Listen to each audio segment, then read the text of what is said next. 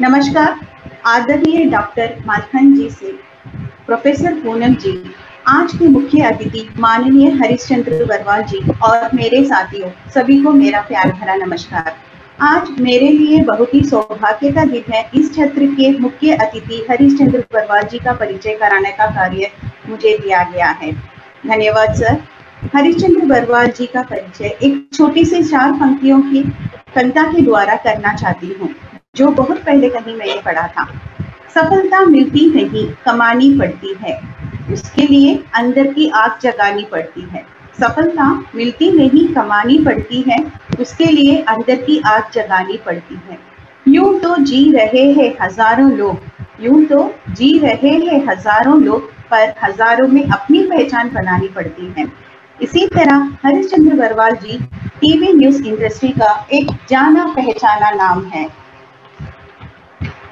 आप लेखक news 18 India, ABP news, जी news, DD news में अपनी सेवाएं दे चुके हैं। इस समय ब्लूक्राफ्ट डिजिटल फाउंडेशन में वाइस प्रेसिडेंट के पद पर कार्यरत हैं। इसके अलावा प्रतिष्ठित पत्र पत्रिकाओं के लिए लेखन कार्य करते हैं। कहीं यूनिवर्सिटी में गेस्ट लेक्चरर के रूप में भी अपनी सेवाएं देते आ रही हैं। टेलीविजन की भाषा पर इन्होंने एक महत्वपूर्ण पुस्तक लिखी है, जिसे कहीं यूनिवर्सिटी ने रेफरेंस बुक के तौर पर शामिल किया है और पत्रकारिता के विद्यार्थियों के बीच बेहद लोकप्रिय है। आपकी अब तक 7 पुस्तकें प्रकाशित हो चुकी है। हरीश जी दुनिया की पहली वी बुक यानी video book lord of records के भी रचनाकार है, जिसे संस्कृति मंत्रालय के अंतर्गत इंदिरा गांधी राष्ट्रीय कला केंद्र ने तैयार किया है। हरिश्चंद्र बरवाल जी को भारत सरकार ने प्रतिष्ठित पुरस्कार भारतेंद्र हरिश्चंद्र पुरस्कार और हिंदी अकादमी सम्मान के अलावा पत्रकारिता और साहित्य से जुड़े कई पुरस्कार भी मिल चुके हैं। सर, आपका जवाहरलाल नेहरू यूनिवर्सिटी एचआरडी और हमारे मित्रों की ओर से स्वागत करती हूँ। स्वागत है sir.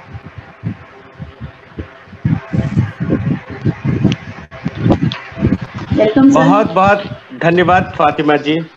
Thank you sir. Doctor Fatima ji ने मेरे परिचय में जितनी बातें कही, बहुत बहुत धन्यवाद। आपका आभार प्रकट करता हूँ। जवाहरलाल नेहरू विश्वविद्यालय का आभार प्रकट करता हूँ कि उन्होंने मुझे इस मंच पर आमंत्रित किया और मैं बड़ा खुशनसीब हूँ कि पिछले कई वर्षों से इस तरह के कार्यक्रम में आप सभी शिक्षकों, प्रोफेसरों के साथ बात करने का मौका मिलता रहा है। सभी शिक्षक और प्रोफेसर साथियों, मैं देख रहा हूं कि देश भर से जुड़े हुए हैं लोग। आप खुद देश के भविष्य के निर्माता हैं। आपसे बात करना सही मायने में मेरे लिए एक लर्निंग प्रोसेस है। मैं आप सबसे सीखता हूं। दरअसल भविष्य की नींव कैसी होगी वो तो आप तय करते हैं। आप जो अभी गढ़ेंगे, दरअसल समाज का जो अगला रूप होगा वो किस प्रकार से गढ़ा जाएगा वो तो आप तय करते हैं। तो मेरे लिए ये बहुत एक सुनहरा मौका मानता हूं और प्रोफेसर पूनम कुमारी जी का भी आभार कि उन्होंने आमंत्रित किया मुझे। साथियों, एक बात जो हम लोग शुरू से जानते हैं, शिक्षक होना, प्रोफेसर होना दुनिया का सबसे सुंदर पेशा है। मेरे खुद फादर इन लॉ प्रोफेसर हैं और मैं जानता हूं कि उनके साथ बातचीत करना मतलब एक अपने आप में एक क्रिएटिव वर्क होता है, क्योंकि आप एक मनुष्य को गढ़ते हैं। और इसी प्रकार पत्रकारिता एक पेशा है, प्रोफेशन है, जो इस समय बहुत ही महत्वपूर्ण हो गया है। आप सब ने देखा होगा, आप बच्चों को पढ़ाते हैं, उनमें से बहुत सारे लोगों को टीवी में जाने की इच्छा होती है। आजकल पत्रकारिता एक फैशन में भी है, चलन में है, लोग आना चाहते हैं और आपने ये महसूस किया होगा। और लेकिन मैं एक बात आपके सामने कहना चाहता हूं कि आज हर इंसान पत्रकार है। आप प्रोफेसर हैं लेकिन साथ के साथ आप पत्रकार हैं। मैं पत्रकार हूं लेकिन मैं सिर्फ पत्रकार हूं। मैं आपके सामने एक नई बात कहना चाहता हूं कि हम लोग सब पढ़ते हैं कि मनुष्य एक सामाजिक प्राणी है। मैं एक नया कॉन्सेप्ट दे रहा हूं कि जो भी सामाजिक प्राणी है वो एक पत्रकार भी है। जो भी सामाजिक प्राणी है वो एक पत्रकार भी है। बल्कि अगर सच मायने में कहें तो इस दुनिया में जो भी व्यक्ति है, अगर वो सक्रिय है, सचेत है, अपने आसपास के माहौल के प्रति जागरूक है, तो वो पत्रकार भी है। आप बोलेंगे कैसे? आपने ध्यान दिया होगा कि आज हर इंसान सोशल मीडिया पर जागरूक है। वो फेसबुक में अपनी बातें लिखता है, ट्विटर में लिखता है, यूट्यूब में वीडियो अपलोड करता है। तो वो क्या कर रहा है? वो यही तो काम कर रहा है ना जो एक पत्रकार का काम होता है।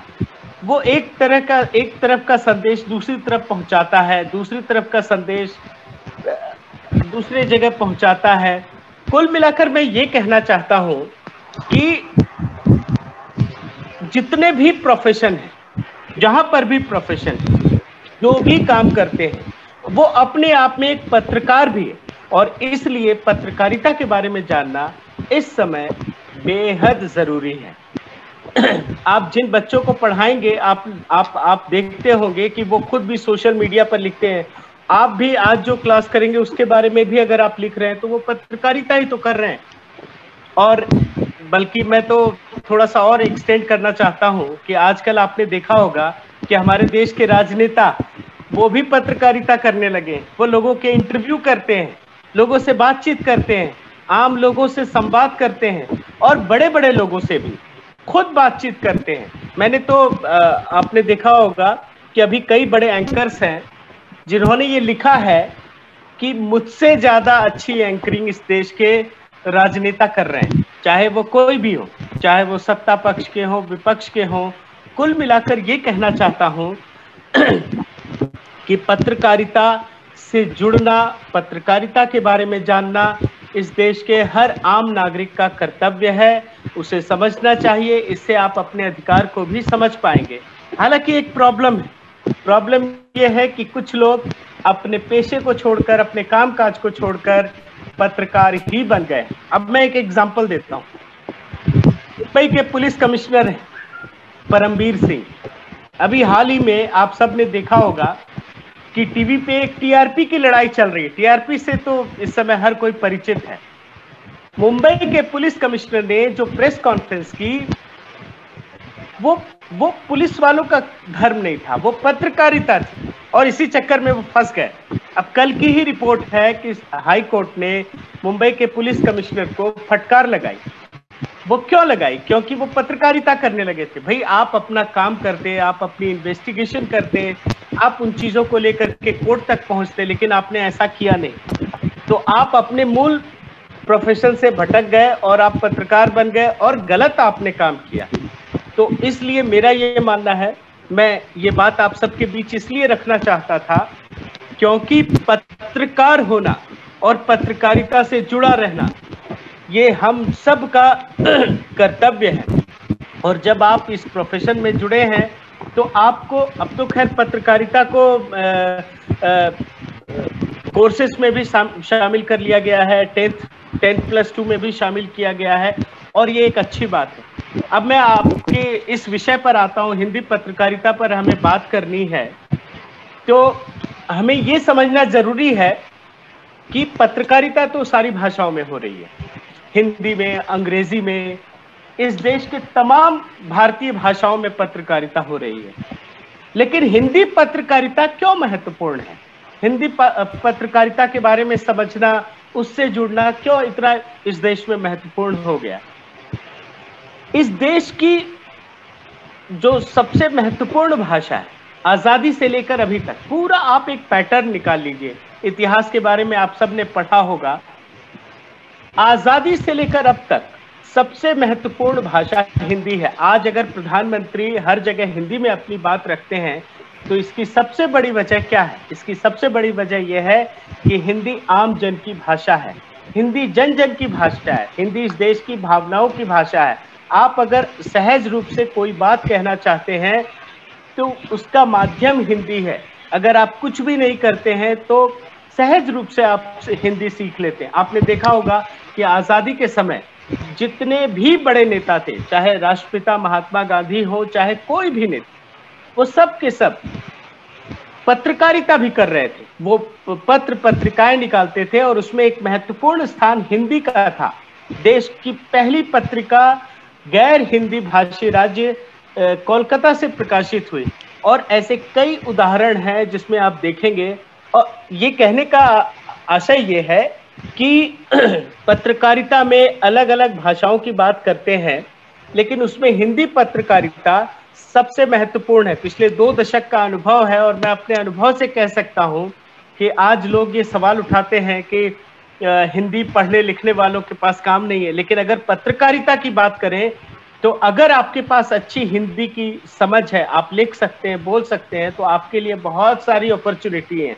मैं अपनी टीम में ऐसे लोगों की हमेशा खोज करता हूं जिनमें सिर्फ अच्छी हिंदी की समझ हो, लिख सकते हो, भाषाओं में पकड़ हो और समाज के प्रति एक संवेदना हो, तो आपको अच्छे पैकेज मिलते हैं। और आज मैं दिल्ली में बैठा हूं, मैं यहाँ के मीडिया को महसूस करता हूं और तब ये बात कह रहा हूं कि हिंदी इतनी महत्वपूर्ण भाषा बन गई है। हालांकि जिस प्रकार से पूरी दुनिया आज एक बाजार में तब्दील होती जा रही है, ऐसे में हिंदी की मार्केट बढ़ी है। विज्ञापन से लेकर मार्केटिंग तक हिंदी के इस्तेमाल में तेजी आई है। आप देखते होंगे, चाहे अंग्रेजी के भी न्यूज चैनल उठा लीजिए, उसमें ऐड किस भाषा में आता है? हिंदी में आती है। तो ये हिंदी की ताकत है। भारतीय कला, संस्कृति, साहित्य, फिल्मों ने हिंदी को ग्लोबल बना दिया है। हिंदी फिल्में आज विदेशों में करोड़ों रुपयों का कारोबार कर रही है। और साथियों, मैं आप सबके साथ ये भी बताना चाहूंगा, आपने अभी देखा होगा कि देश के प्रधानमंत्री जब विदेशों में जाते हैं तो प्रवासी भारतीयों के साथ बातचीत करते हैं। उस बातचीत की भाषा क्या है? हिंदी है। और चूंकि वो हिंदी में बात करते हैं और हिंदी विदेशों में सारे लोगों को एक साथ जोड़ती है, तो हिंदी पत्रकारिता के लिए भी एक महत्वपूर्ण भाषा हो गई। मैं आपको एक उदाहरण देना चाहता हूं। मैंने एक पुस्तक लिखी है, लॉर्ड ऑफ रिकॉर्ड्स। ये पुस्तक है। इस पुस्तक में रिसर्च के जरिए मैंने एक बात लिखी है, आप सुनिएगा, बहुत अच्छा लगेगा ये बात आपको सुन करके, कि डोनाल्ड ट्रंप ने जब चुनाव लड़ा था पिछली बार, तो उनका नारा क्या था? उनकी टैगलाइन क्या थी? सबका साथ, सबका विकास। ये प्रधानमंत्री मोदी का नारा था और उन्होंने उसको उठा लिया। ये क्यों उठाया? ये सिर्फ इसलिए कि भारतीयों की ताकत बढ़ी, प्रवासी भारतीयों की ताकत बढ़ी, तो हिंदी की भी ताकत बढ़ी है। और ट्रंप ही नहीं, जो विपक्ष के नेता हैं, उन लोगों को भी आपने सुना होगा, वो स्वागतम, नमस्ते जैसे शब्दों का इस्तेमाल करते हैं। यही हाल ब्रिटिश चुनाव में भी दिखने को मिलता है। डेविड कैमरन, 2015 की बात बता रहा हूं मैं, उस समय उनका नारा क्या था? फिर एक बार कैमरन सरकार। ये हिंदी पत्रकारिता, हिंदी की ताकत है। और उन्होंने एक गाना भी बनवाया था। वो गाने का बोल क्या था? नीला है आसमान, नील है आसमान, गगन विशाल, यही रंग है ब्रिटेन की शान, आओ हम सब घुल मिल जाएं इस नील रंग के साथ। David Cameron, David Cameron. फिर इसी प्रकार से 2017 में जो चुनाव हुए, उसमें थेरेसा मे के अभियान में भी इसी प्रकार के स्लोगन का इस्तेमाल किया गया। कुल मिलाकर ये कहना चाहता हूं कि आज हिंदी जन सामान्य की भाषा है, सहज रूप से बोली जाती है और पूरे देश के लोगों को ये कनेक्ट करती है। और इसी वजह से हिंदी पत्रकारिता भारत में सबसे महत्वपूर्ण हो गई है। आपने कई अंग्रेजी के बड़े पत्रकार देखे होंगे, मैं नाम भी ले लेता हूं, चाहे राजदीप हो, चाहे अर्नब गोस्वामी हो, ये हिंदी में आने को विवश हुए। ये पत्रकार आज हिंदी में, मेरे बड़े अच्छे संबंध हैं इनसे। मैं राजदीप के साथ तो हमने इतना लंबा काम किया, मेरा खुद का अनुभव है। मैं आपको उस अनुभव के साथ बता सकता हूं कि उन्होंने हिंदी सीखी, उन्होंने हिंदी में बहुत मेहनत की, सिर्फ इस वजह से कि हिंदी पत्रकारिता अपने आप में एक बहुत ही महत्वपूर्ण है। जब आप जन सामान्य के साथ कनेक्ट करना चाहते हैं तो हिंदी में आपकी समझ होनी बहुत ही जरूरी है। लेकिन एक दुखद बात है, आपको ये सुनकर आश्चर्य हो सकता है जो मैं आपको कह रहा हूं, कि आज अच्छी हिंदी लिखने वालों की कमी है। ये आपको लग सकता है कि जो भाषा, जिस भाषा में हम बात कर रहे हैं, वो तो हम सहज रूप से सीख लेते हैं, लेकिन अच्छी हिंदी बोलने वाले, लिखने वाले और उसको ठोस रूप में प्रकट करने वाले, उसकी कमी है। हमने भाषा को बिगाड़ दिया है। हम भाषा के साथ खेलते खेलते पता नहीं कहां चले गए। तो एक मानकता का अभाव है। चूंकि आप प्रोफेसर हैं, आप इन विषयों पर बहुत आगे काम करेंगे, मैं इसलिए अपनी बात ये रख रहा हूं कि हिंदी को लेकर के एक समग्र रूप से कोशिश करने की जरूरत है और आप इसमें एक महत्वपूर्ण भूमिका निभा सकते हैं। साथियों, हिंदी पत्रकारिता पर जो बातें कर रहा हूं, चूंकि पिछले जो 2 दशक के हिसाब से मैं बात कर रहा हूं, मैंने पत्रकारिता की पढ़ाई की, फिर हम आगे बढ़े, तो रास्ते में हमें बहुत परेशानियां मिली। हमने कई नए प्रतिमान गढ़े हैं। आप ये चूंकि एक ऐसा फील्ड है, मैं आपको अभी एक अपनी पुस्तक के बारे में भी बताऊंगा।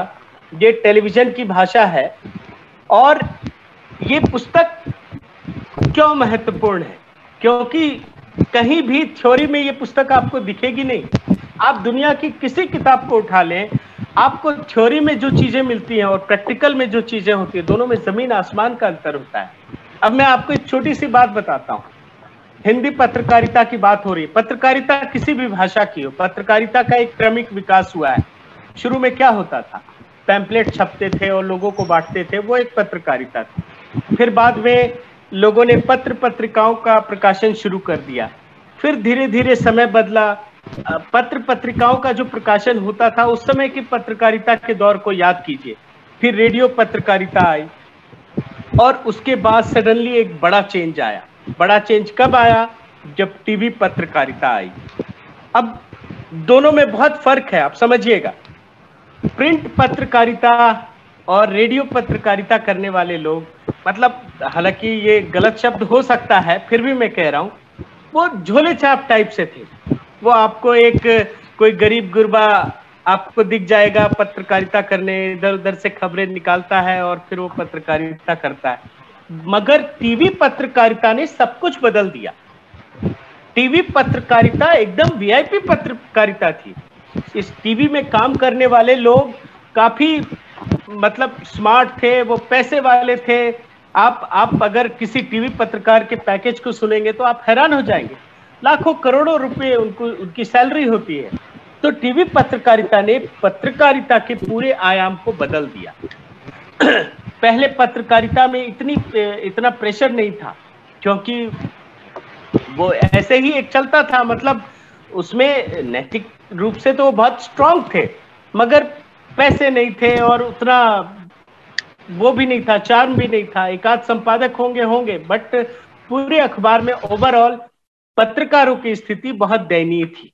टीवी पत्रकारिता ने सब कुछ बदल दिया है। और साथियों, मैं आपको टीवी पत्रकारिता पे तो आप देख ही रहे हैं अभी इस समय क्या चल रहा है, लेकिन उसके बाद का विकास देखिए। टीवी पत्रकारिता के बाद का विकास, टीवी पत्रकारिता के बाद इलेक्ट्रॉनिक पत्रकार, खास करके जो वेबसाइट वाली पत्रकारिता है, सोशल मीडिया की पत्रकारिता है, इसने पूरे समाज में गहरी पैठ बना ली है। आज जो डिजिटल पत्रकारिता है, उसके बाद के समय को महसूस कीजिए। आज सिर्फ सोशल मीडिया पे पत्रकारिता होती है। आज ट्विटर के पत्रकार हैं। पता नहीं आपने देखा होगा कि कई बड़े पत्रकार ऐसे हैं जो सिर्फ ट्विटर पर 3-4 पंक्तियां लिखते हैं और वो इस देश के बड़े पत्रकारों में शुमार है। आप यकीन नहीं मानेंगे, उनको सिर्फ इस वजह से उनकी लाखों की सैलरी होती है और वो बड़े प्रभावशाली होते हैं। हम और आप ये समझ सकते हैं कि टीवी में दिख रहा है, ये बड़ी खबर हो गई, लेकिन जो ट्विटर वाले पत्रकार हैं वो बहुत बहुत गहरी पैठ रखते हैं। वो सत्ता के प्रतिष्ठानों तक अपनी पहुंच रखते हैं, उन पर दबाव बना सकते हैं। तो देखिए समय कैसे बदल रहा है, ये आपको किसी पुस्तक में नहीं मिलेगा।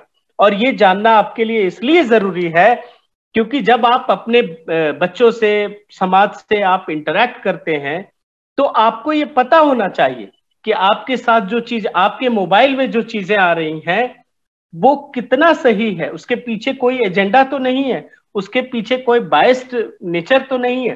देखिए, आज एक बात मैं आपके सामने रखना चाहता हूं। आप किसी भी चैनल को खोलिए, आप एनडीटीवी को खोलिए, आप जी न्यूज को खोलिए, आप रिपब्लिक भारत को खोलिए, आप इंडिया टीवी को खोलिए, आपको पता चल जाता है। आप सही बात बताइएगा आप लोग, क्या आपको पता चलता है कि नहीं कि ये किस विचारधारा का चैनल है? सबको पता चलता है। आप जैसे ही टीवी खोलेंगे आपको पता चल जाएगा कि इसकी वैचारिक पृष्ठभूमि क्या है, ये टीवी चैनल किस बात की विचारधारा को सामने रख रहा है। लेकिन सोशल मीडिया में ऐसा नहीं है। अगर आप किसी को फॉलो करते हैं तो आपको समझने में बहुत समय लगेगा। और ये जो पत्रकारिता, अच्छा मैं आपको ट्विटर की बात कह रहा हूं, आपने देखा होगा कि इस समय बहुत सारे पत्रकार ऐसे हैं, बहुत सारे पत्रकार, मतलब आप गिनती नहीं गिन सकते, जिन्होंने मेन स्ट्रीम मीडिया को, टीवी पत्रकारिता को छोड़ करके यूट्यूब की पत्रकारिता शुरू कर दी। आपने देखा होगा। मैं तो कई लोगों के नाम गिना सकता हूं। आपको ध्यान होगा, पुण्य प्रसून वाजपेयी बहुत बड़े पत्रकार थे एक समय में, आज भी हैं। वो यूट्यूब की पत्रकारिता कर रहे हैं। आज तक, एनडीटीवी और बहुत सारे चैनलों के पत्रकार हैं जिन्होंने मेन स्ट्रीम पत्रकारिता छोड़ दी। अभी न्यूज 24 की एक एंकर है, उसने मेन स्ट्रीम पत्रकारिता छोड़ दी और यूट्यूब की पत्रकारिता शुरू कर दी। अब आप देखिए, ये पत्रकारिता का जो क्रमिक विकास है, ये एक नए मोड़ पर है, एक नया आकार ले रहा है। अच्छा मैं आपको और एक बात बताता हूं, मोबाइल पत्रकारिता, शायद आपने सुना हो ना हो, दुनिया का पहला एक IBN 7 प्लस करके मोबाइल पत्रकारिता शुरू हुई थी। लाखों करोड़ों रुपए खर्च किए गए थे और मैं उसका पहला इंचार्ज था, IBN 7 प्लस। वो पत्रकारिता हालांकि किन्हीं कारणों से बंद कर दिया गया बाद में। सिर्फ मोबाइल के लिए न्यूज चैनल बनाना ये अपने आप में बड़ी बात थी। और मैं सभी पत्रकार प्रोफेसर साथियों से बताना चाहूंगा कि पत्रकारिता का जो ये विकास है ना, अच्छा कई सारे वेबसाइट सिर्फ मोबाइल के नाम पर चल रहे हैं और यही डेवलपमेंट है हिंदी पत्रकारिता का। हिंदी पत्रकारिता इसलिए महत्वपूर्ण है क्योंकि सभी भाषाओं की पत्रकारिता में हिंदी महत्वपूर्ण है। तो आप इसको एक ओवरऑल पर्सपेक्टिव में देख सकते हैं कि सोशल मीडिया की पत्रकारिता इस समय बहुत ही महत्वपूर्ण हो गई है। अब जब मैं पत्रकारिता की बात कर रहा हूं, मैंने कई दशक पत्रकारिता में गुजारे हैं, तो मित्रों मैं ये बात कह सकता हूं, आज तक कई यूनिवर्सिटीज में मैंने बातचीत की है, लेकिन आज के समय में पत्रकारिता पर बात करना एक शर्मिंदगी का विषय है। और यह आपके सामने खुलकर कह सकता हूं क्योंकि आप भविष्य के निर्माता हैं, इसलिए मैं आपके सामने ये बात खुलकर कह रहा हूं कि आज पत्रकारिता अपने सबसे खराब दौर से गुजर रहा है। मतलब एक पत्रकार होना मैं कोई बहुत अच्छी बात नहीं मानता, एक पत्रकार होना आज अपमानजनक भी हो गया है। आप बोलेंगे क्यों? आज पत्रकारिता की नैतिकता तार तार हो गई है। जो मन में आ रहा है, जो चल रहा है वो चला रहे हैं। एक एग्जांपल देता हूं, हाथरस की घटना को लीजिए। सही क्या है गलत क्या है उस पर अपने को नहीं फंसना है, लेकिन आप ये देखिए कि जिसके मन में जो आया उसने वो चलाया, कोई नैतिकता नहीं थी। आप किसी भी चैनल को उठा लीजिए, एक तरफा पत्रकारिता हुई है। आप किसी को भी उठा लीजिए, ये पत्रकारिता कहां है? अगर ये पत्रकारिता है तो इससे कोई लाभ नहीं होने वाला। मैंने कई लोगों को देखा है जिन्होंने इस वजह से टीवी चैनल ही देखना छोड़ दिया, अखबार पढ़ना छोड़ दिया। आज टीवी अखबार अपने सबसे बुरे दौर में गुजर रहा है और मैं आपको इस इंडस्ट्री का होने के नाते आपको बता रहा हूं कि टीवी में आज सैकड़ों पत्रकारों को निकाला जा चुका है, कई अखबार बंद हो चुके, कई टैबलॉइड बंद हो चुके। और इसकी सबसे बड़ी वजह यह है कि पत्रकारिता ने अपने आप को संजो कर नहीं रखा, अपने आप को सुरक्षित नहीं रखा, नैतिकता के पैमाने पर वो खरे नहीं उतरे, वो एक अलग ही दुनिया में चल पड़ा है। और इसलिए पत्रकारिता की नैतिकता आज के समय में कुछ भी नहीं बची है। अच्छा दूसरी बात, खुलकर एजेंडा चलाते हैं। ये कौन सी पत्रकारिता है?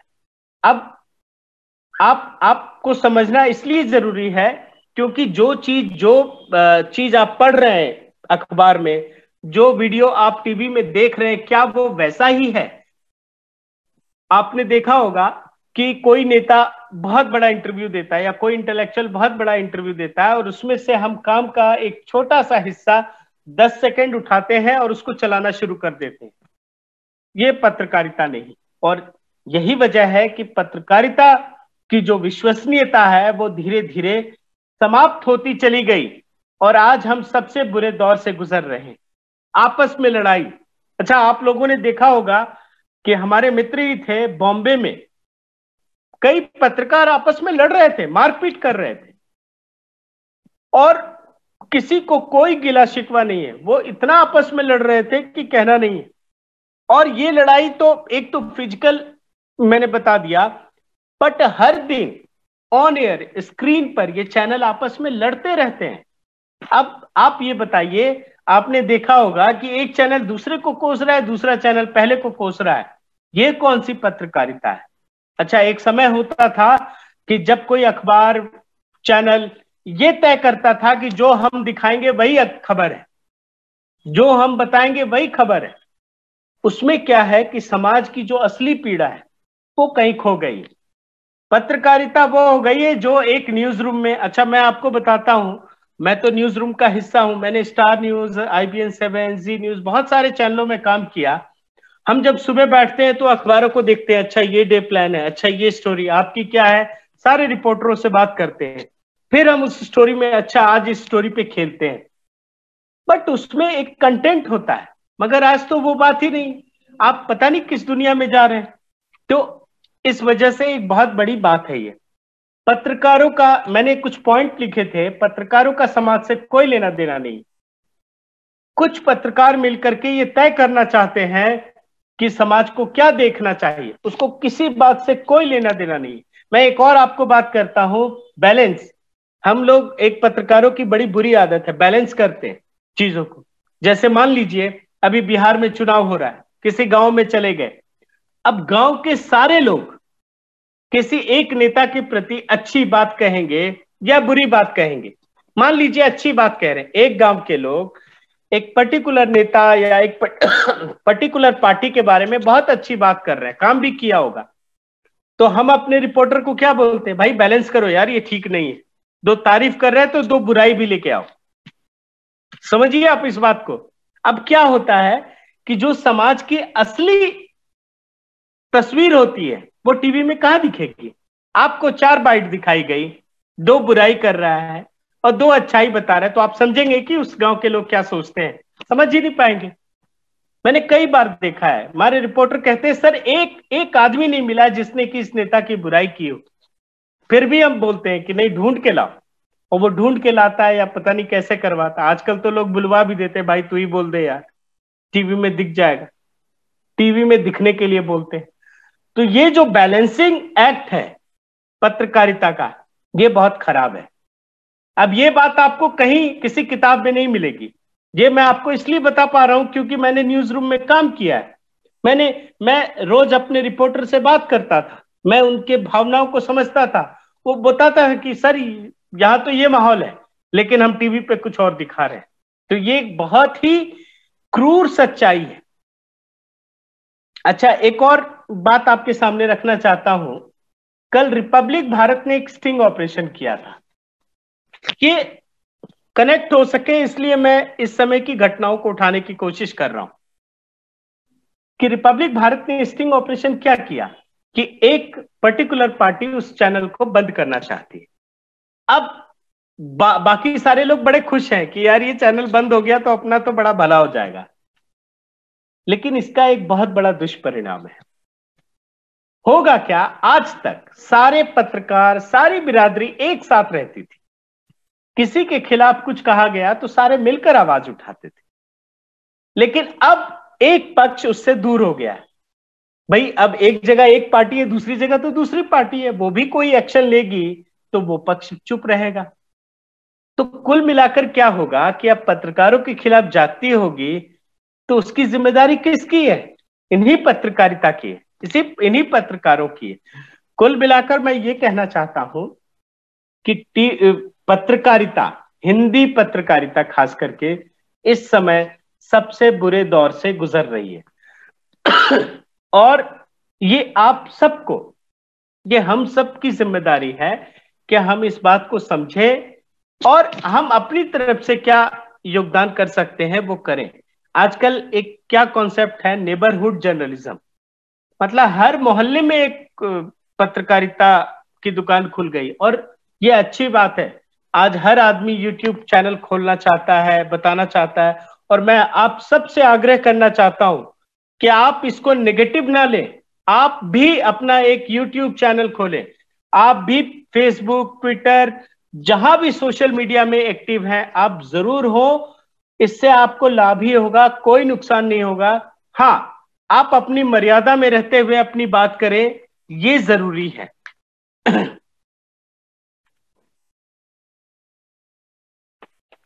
साथियों, अभी हमने हिंदी पत्रकारिता को लेकर के बहुत बड़ी बात की।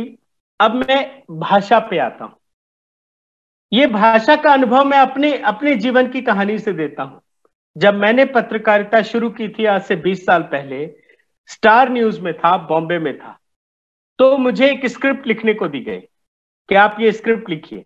मैंने स्क्रिप्ट लिखा और उसके बाद जब मैं अपने सीनियर के पास गया, प्रोड्यूसर्स के पास गया कि सर आप देख लो ये स्क्रिप्ट मैंने लिखी है, तो उन्होंने उठाकर फेंक दिया, उन्होंने पढ़ा भी नहीं।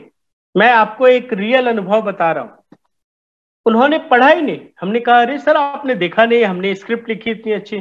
तो उन्होंने कहा कि भाई ये क्या स्क्रिप्ट है, आपको टाइप टाइप करके लाना पड़ेगा, टाइप जरूरी है। तो हमने कहा अच्छा, टाइप तो आती नहीं है हमें। हमने उस दिन रात भर बहुत मेहनत की, टाइपिंग सीखी, अब हमने उनको लिख करके दिया। अब आप देखिए बड़ा दिलचस्प वाकया है। मैंने लिखा, इसके द्वारा ये किया गया, तो बोलता है ये द्वारा क्या होता है जी, द्वारा क्यों लिखा आपने? मैंने उसमें ये लिखा था कि प्रधानमंत्री ने ये निर्णय क्यों किया।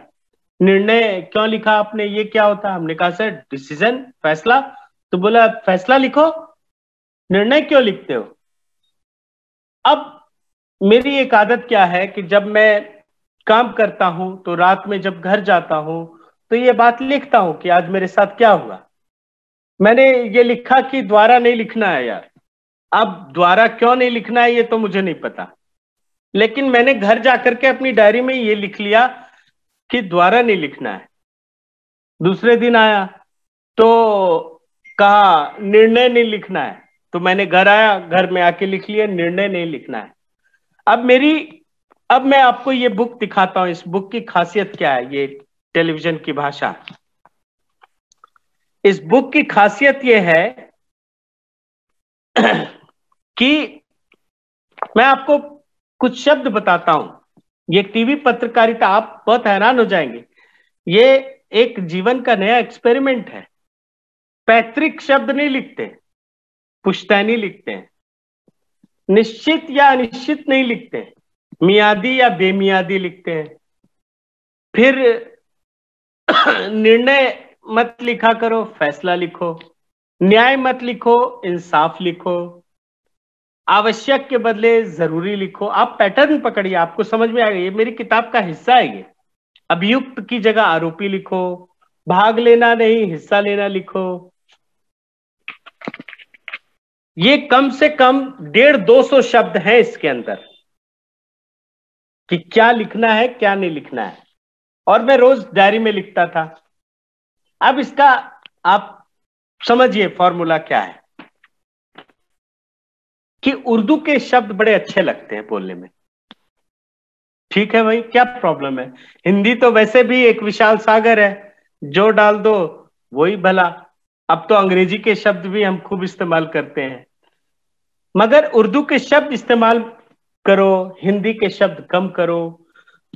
हमें चूंकि नौकरी पानी थी तो हमने करना शुरू कर दिया, लिखना भी शुरू किया, और बाकी नए बच्चों के लिए किताबें लिख डाली। अब आप समझिए कि क्या ये सही है कि हम आवश्यक ना लिखें, जरूरी लिखें? क्या ये ठीक है? क्या हिंदी के साथ जाती नहीं है ऐसा करना? तो मैंने सीखा, मैं बहुत हर साल मेरा प्रमोशन होता रहा, मैं बहुत अच्छा लर्नर हूं। मतलब हर साल मैं, मतलब 7-8 साल में हमने अपनी सैलरी कई गुना कर ली, हमारा हर साल प्रमोशन भी होता रहा, क्योंकि अच्छा लर्नर। लेकिन मुझे ये पसंद नहीं था कि ऐसा होना नहीं चाहिए। तो एक लेवल पर जाकर के जब मैं खुद फैसला करने योग्य हो गया, तब मैंने इस सिस्टम को बदला। मैंने कहा नहीं, हम तो लिखेंगे, शब्दों की जितनी जानकारी होनी चाहिए, भाषा में जितनी विविधता होनी चाहिए, वो हमारे लिए अच्छी बात है। तो हमने लिखा। तो अब ये कहने का आशय क्या है कि आज जब आप बच्चों को पढ़ाते हैं, आपके नीचे का एक सिस्टम है, आपके ऊपर का भी एक सिस्टम है, तो उस पूरे सिस्टम में आपको बहुत सारी परेशानियां आती होंगी। आपको लगता होगा अरे यार कहां फंस गए, क्या कर रहे हैं आप आप आप ऐसा नहीं है कि आप एकदम भाग जाए, आप छोड़ करके कुछ और करने लगे, फिर तो नहीं चलेगा। आपको सिस्टम में रहना है, आपको सिस्टम के साथ संवाद करना है, सिस्टम को एडॉप्ट करना, और फिर अपने हिसाब से आपको सिस्टम को बदलना है। तो कुल मिलाकर के ये कहानी कि आज ये पुस्तक कई यूनिवर्सिटीज में पढ़ाई जाती है, और मुझे इस बात का बड़ा गर्व है कि बच्चे जब पत्रकार बनते तो वो बोलते हैं कि सर आपकी पुस्तक पढ़ी थी और बहुत फायदा हुआ, क्योंकि स्क्रिप्ट लिखने में मुझे बड़ी सहूलियत हुई। तो ये टीवी पत्रकारिता है या पत्रकारिता। अब मैं आपको एक और चीज बताना चाहूंगा। आपने टीवी में स्लग देखा होगा, टॉप बैंड देखा होगा। कोई भी घटना या कोई भी वीडियो जब दिखाया जाता है तो उसमें कुछ उसके बारे में जानकारी होती है। अब वो जानकारी आपको लग सकती है कि जानकारी है, लेकिन वो सिर्फ जानकारी नहीं होती, उसके पीछे कुछ ना कुछ एजेंडा भी होता है। अब ये बात आपको मैं कुछ उदाहरण दूंगा तो आपको पूरी तरह समझ में आ जाएगी बात कि अच्छा ऐसा भी होता है। आपको लग सकता है कि यार देखो ये खबर है, इतनी बड़ी खबर है, लेकिन उसके पीछे की खबर क्या है, ये मैं आज आपको बताने जा रहा हूं। मैं कुछ एग्जाम्पल भी दूंगा आपको। आपको ध्यान होगा, मैं थोड़ी पुरानी घटना का जिक्र कर रहा हूं। हमारे देश में कॉमनवेल्थ हुआ था आज से लगभग 10 साल पहले। उस कॉमनवेल्थ, अब चूंकि आप सब ने को उस घटना के बारे में पता होगा, दुनिया भर में भारत की फजीहत हुई थी, कोई काम नहीं हुआ था, सिर्फ भ्रष्टाचार। उस भ्रष्टाचार की गूंज तो बात तक सुनाई पड़ी थी। अब उस समय जो टॉप बैंड स्लग चलता है, मैं आपको उसका एक एग्जांपल देता हूं। पहला तरीका आप देखिएगा, आपको दो तरीके होंगे, आप ध्यान रखिएगा। कॉमनवेल्थ की घटना थी, कॉमनवेल्थ में सारी दुनिया भर के देश आ रहे थे और उस समय काम अधूरा हुआ था। अब दो तरीके हैं। पहला तरीका, कॉमनवेल्थ का काम समय पर पूरा नहीं। दूसरी लाइन, सरकार काम पूरा कर पाने में नाकाम। तीसरा, स्टेडियम तक के काम अधूरे। चौथा, कॉमनवेल्थ को लेकर सियासत तेज। अब ये सिर्फ इंफॉर्मेशन है, इसमें कुछ नहीं है। मतलब आप एक घटना देख रहे हैं, खबर देख रहे हैं, खबर के साथ उसकी लिखी हुई चीजें देख रहे हैं। अब मैं आपको दूसरा तरीका बताता हूं, आपको अंदाजा लगेगा कि दोनों में कितना बड़ा फर्क है। आप फिर एक बार मैं पहला वाला बोल देता हूं। कॉमनवेल्थ का काम समय पर पूरा नहीं, सरकार काम पूरा कर पाने में नाकाम, स्टेडियम तक के काम अधूरे, कॉमनवेल्थ को लेकर सियासत तेज। दूसरा तरीका, कॉमनवेल्थ को लेकर सरकार ने कराई किरकिरी, देश की इज्जत धूल में मिलाई। तीसरा, स्टेडियम का काम तक पूरा नहीं, विपक्ष ने भी की सरकार की फजीहत। अब खबर एक ही है, एक ही खबर, लेकिन लिखने का तरीका दो हो गया। दोनों का अंदाज अलग है, शब्द अलग है, और दोनों का उद्देश्य अलग है। आप समझिए, एक में खबर है, दूसरे में एजेंडा है। तो ये एक प्रोफेसर होने के नाते, एक समाज का जागरूक नागरिक होने के नाते, हम सबका ये कर्तव्य है कि हम इस बात को समझें, महसूस करें। देखिए, टीवी, अखबार, ये जो मीडिया की चीजें हैं, ये हम सबकी जरूरतें हैं, लेकिन आपको ये पता होना चाहिए कि जो चीजें हमारे घर तक पहुंच रही हैं, हमारे मोबाइल में पहुंच रही हैं, वो वो किस प्रकार से आ रही है, वो खबर की तरह से आ रही है या एजेंडा लेकर के आ रही है। मैं कुछ और एग्जाम्पल देता हूं। मैं आपको हेडलाइंस की बात करता हूं। आपने हेडलाइंस देखा होगा अखबार में भी, टीवी में भी। मैं टीवी की बात इसलिए कर रहा हूं क्योंकि मैं टीवी पत्रकार, मेरा एक बड़ा हिस्सा टीवी पत्रकारिता में गुजरा है, इस वजह से मैं टीवी की बात कर रहा हूं। देखिए, केंद्रीय कर्मचारियों का महंगाई भत्ता बढ़ता है, डीए बढ़ता है। अंदाज देखिएगा, आपको बड़ा मजा आएगा। ये हेडलाइन भी मैंने लिखी है और मैं कुछ भी लिख सकता हूं। मैं तो, मेरे पास तो बहुत सारे अनुभव हैं, मैं आपको बता सकता हूं, क्योंकि IBN-7 तो मतलब पूरा पॉलिटिकल पार्टी को स्पॉन्सर कर रहा था एक समय में। ये हो सकता है कि आपत्तिजनक बात हो, लेकिन मैं तो गवाह हूं इन बातों का। एक उदाहरण है कि केंद्रीय कर्मचारियों का डीए यानी महंगाई भत्ता 8% बढ़ा दिया गया। अब दो प्रकार से हेडलाइन मैं पढ़ के सुनाता हूं। महंगाई के जख्मों पर सरकार ने छिड़का डीए का नमक। आप लोगों ने सुना होगा तो आपको समझ में आ जाएगा कि कैसे खेलते हैं लोग। ये बेसिकली आपकी जज्बात से खेलने वाली बात है, एजेंडा चलाने वाली बात है, न्यूज दिखाने वाली बात है। महंगाई के जख्मों पर सरकार ने छिड़का डीए का नमक। 50 लाख केंद्रीय कर्मचारियों का महंगाई भत्ता सिर्फ 8% बढ़ा, सिर्फ 8% बढ़ा। पहला तरीका। अब दूसरा तरीका देखिए। सरकार ने दिया 50 लाख केंद्रीय कर्मचारियों को तोहफा। सरकार ने दिया 50 लाख केंद्रीय कर्मचारियों को तोहफा। महंगाई भत्ता 8% तक बढ़ा।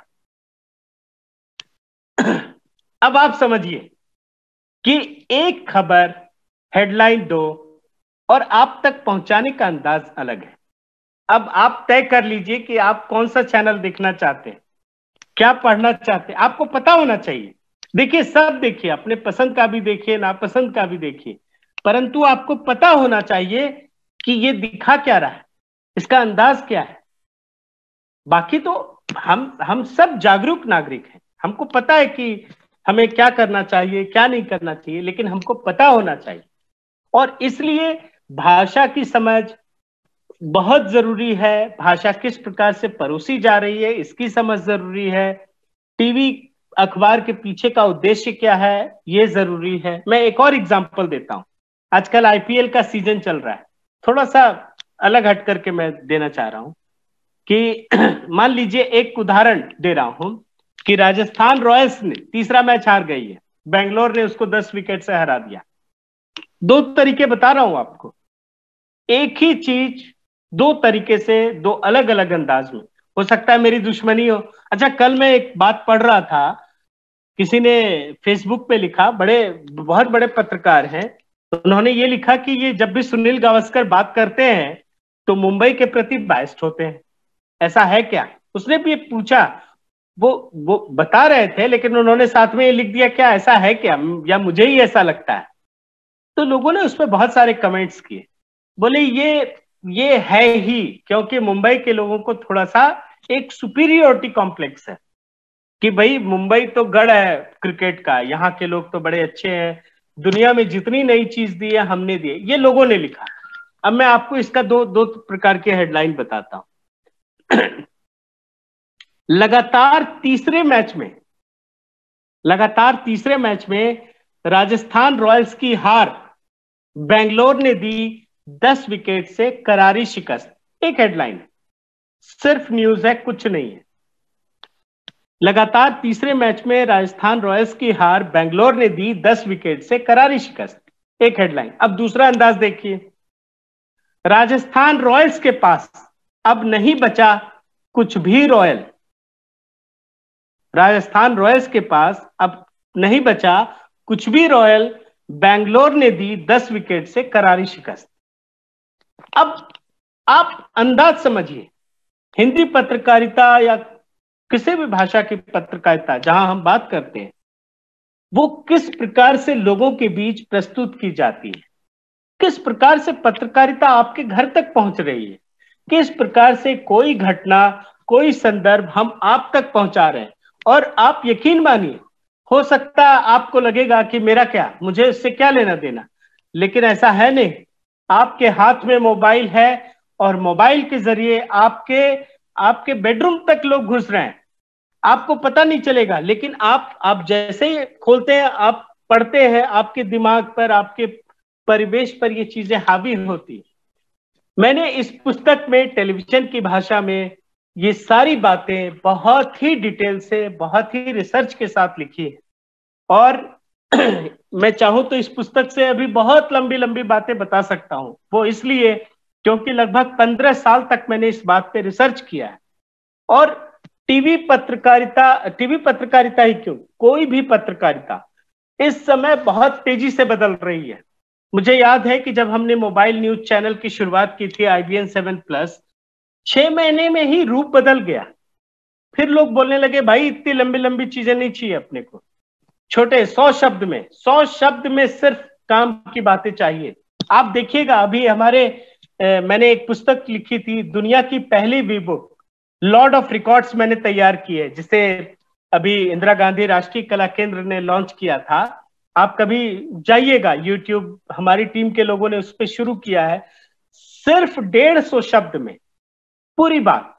और लोगों को बड़ा मजा आ रहा है। एकदम शुरू होता है, मतलब तथ्य से शुरू, तथ्य में खत्म, कहीं कोई एजेंडा नहीं, तो लोगों को पसंद आ रहा है। अच्छा, दूसरी तरह की पत्रकारिता भी ऐसी है जिसमें सिर्फ एजेंडा होता है, वो 2 ही लाइन आपको बताएंगे, लेकिन उसके पीछे कोई ना कोई निहितार्थ होगा।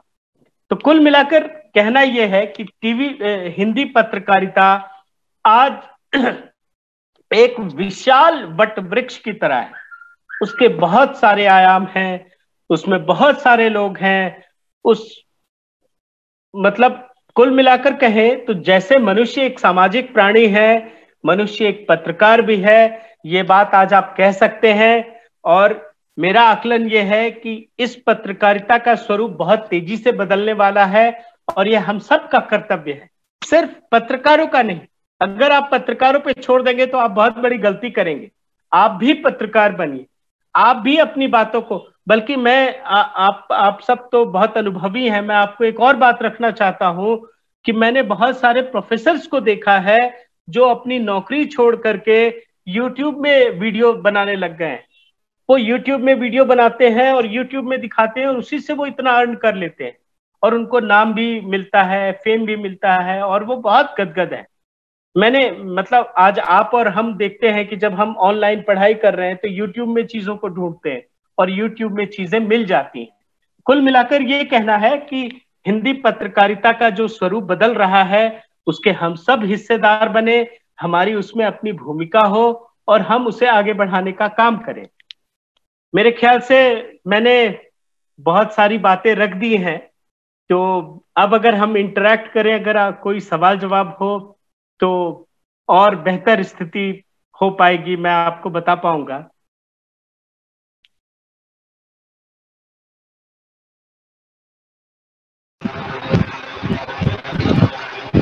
दोस्तों, आप सर से कुछ क्वेश्चन पूछना है तो पूछ सकते हैं। सर, एक सवाल मेरा है जी। सबसे पहले तो सर, टेलीविजन की भाषा और लॉर्ड्स ऑफ वर्ड, इन 2 पुस्तकों के लिए आपको बहुत बहुत बधाई।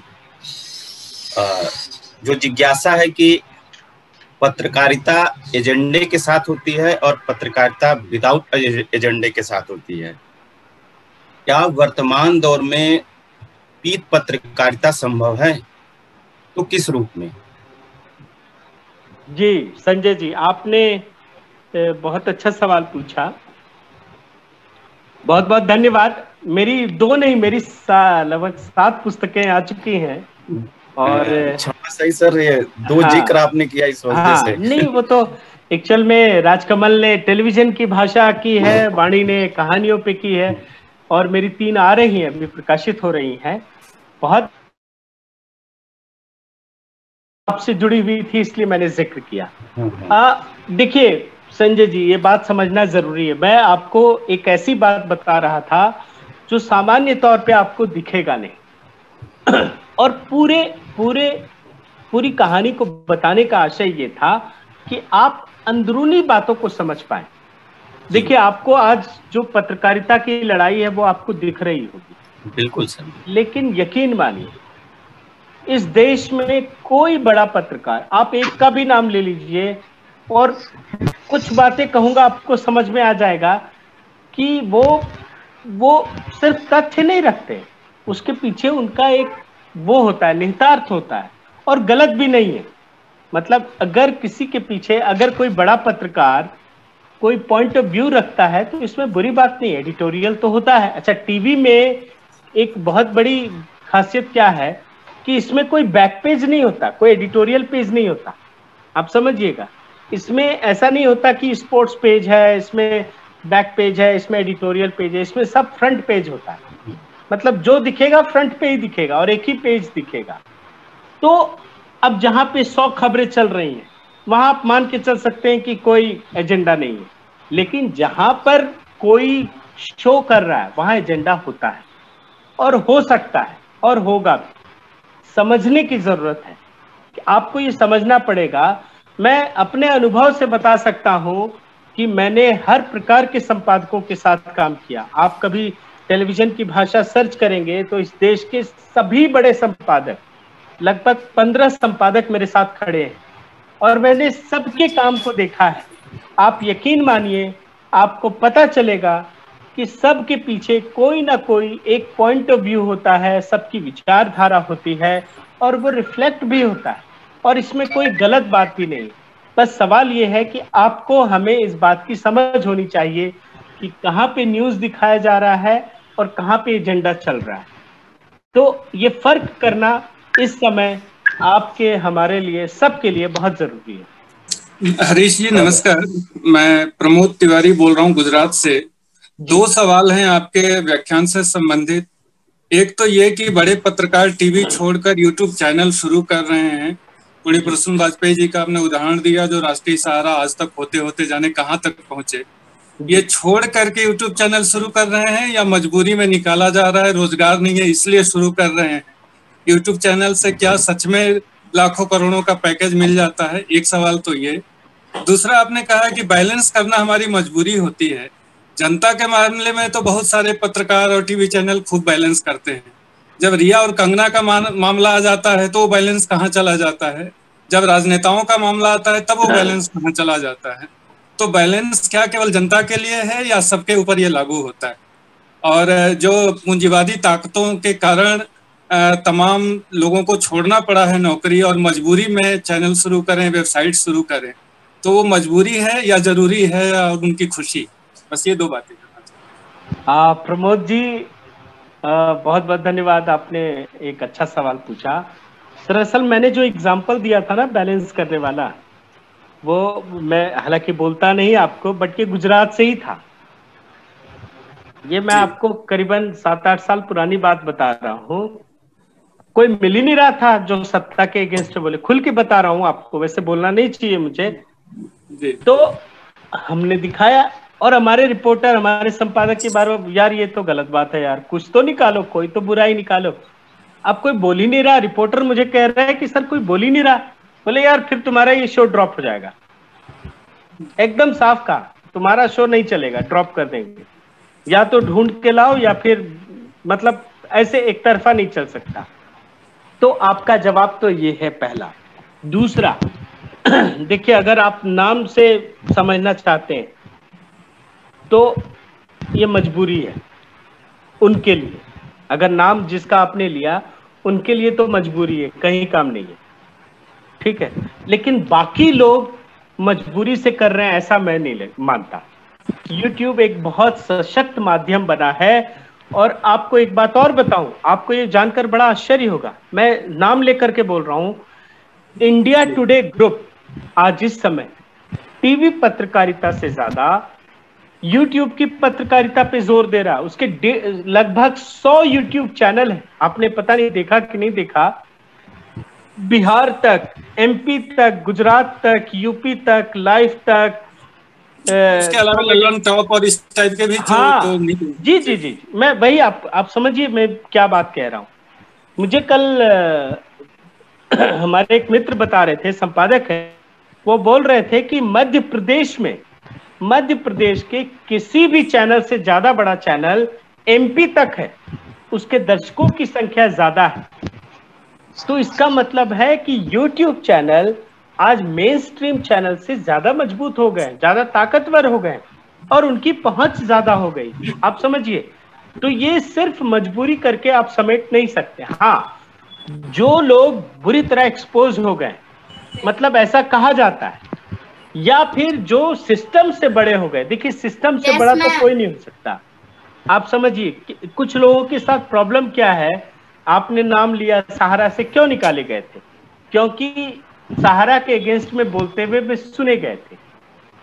आप जहां काम करते हैं, मैं जहां काम करता हूं, मैं खुद को अगर सिस्टम से बड़ा मानूंगा तो मुझे सिस्टम निकाल के बाहर कर देगा। ये एक सामान्य सी बात है, इसका विचारधारा से इससे उससे कोई लेना देना नहीं।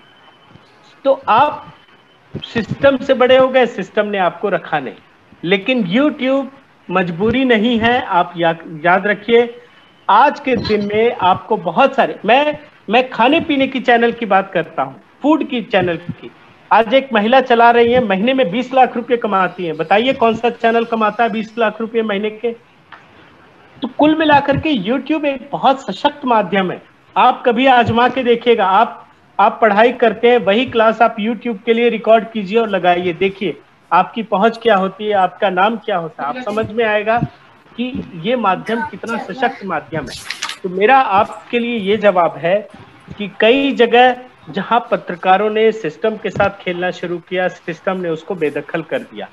उसका किसी विचारधारा से कोई लेना देना नहीं। लेकिन YouTube एक सशक्त माध्यम है, सोशल मीडिया एक सशक्त माध्यम है। आप सब भी जुड़िए और इसका पूरा लाभ उठाइए। जी, मैं सहमत हूँ। आपने चूंकि वाजपेयी जी का नाम जिज्ञासा थी सर, मेरा भी एक सवाल है। सर, मेरा एक सवाल है। एक जिज्ञासा थी सर, मैं अपनी बात रख सकती हूँ सर? आज्ञा है? नीलम जी, इजाजत है? मैं अपनी बात रख सकती से नीलम बोल रही हूँ। जी बताइए नीलम जी। हाँ जी सर, एक जिज्ञासा है। आज के इस डिजिटल भारत में जब हम बहुत बड़ी बड़ी बातें करते हैं कि हम 21वीं सदी में हैं, हम डिजिटल भारत में हैं, और पत्रकारिता का इतना जो स्तर जो गिर रहा है, जिसको हम देख रहे हैं, और अगर हम जनता की बात करते हैं तो सिस्टम हमें निकालकर बाहर कर देता है। तो ऐसा क्या उपाय है कि सिस्टम हमें बाहर ना करे? क्योंकि पत्रकारिता जो है वो सिस्टम के लिए नहीं बल्कि एक आम जनता के लिए है। लेकिन ये पत्रकारिता आम जनता से हटकर सिस्टम, यानी कि जिसको हम गोदी मीडिया भी कहने लगे हैं आजकल, तो ऐसा क्या प्रावधान होना चाहिए कि ये पत्रकारिता एक समय में, जब देश की आजादी के समय लोगों के अंदर आजाद होने की भावना पैदा कर गई थी, तो उस तरह से हम कैसे इसके अंदर सुधार ला सकते हैं कि ये आम जनता की बनी रहे पत्रकारिता? देखिए डॉक्टर नीलम जी, आप सर, मेरा भी सवाल नीलम मैडम से जुड़ रहा है, तो मैं भी एक चीज और जोड़ना चाहूंगी कि क्या कारण है कि आज लोग जो है पत्रकारिता पर भरोसा उतना नहीं कर रहे हैं, जबकि पत्रकारिता की पहुंच बहुत अधिक है, लेकिन उससे भरोसा भी उठता जा रहा है। ये सवाल नीलम मैडम से जुड़ रहा है, इसलिए मैं पूछ रही हूँ, क्योंकि वो जनता की बात नहीं करके सिस्टम की बात करेगी तो भरोसा भी उठेगा उससे। तो लोग विश्वास करना छोड़ दे रहे हैं। तो कैसे पत्रकारिता, जिसको हम कहते हैं कि हमारे लोकतंत्र का चौथा खंभा या जो भी खंभा एक है, वो किस तरह ढह रहा है और लोगों का विश्वास तोड़ रहा है, वो क्या करे कि विश्वास बनाए अपना, इस पर भी थोड़ा प्रकाश डालने की कोशिश करिए। जी देखिए, आप दोनों का प्रश्न कमोबेश एक जैसा ही है। आप एक बात समझिए, मैंने आपको एक बात कही थी कि पत्रकारिता इस समय अपने सबसे खराब दौर से गुजर रहा है पत्रकारिता, और पत्रकारों की, पत्रकारिता की जो विश्वसनीयता है वो गिरी है। आप एक बात समझिएगा, जब पत्रकारिता का विश्वास गिरा, पत्रकारिता की विश्वसनीयता गिरी, तो पत्रकारिता का जो लेवल था वो भी तो बदल गया ना।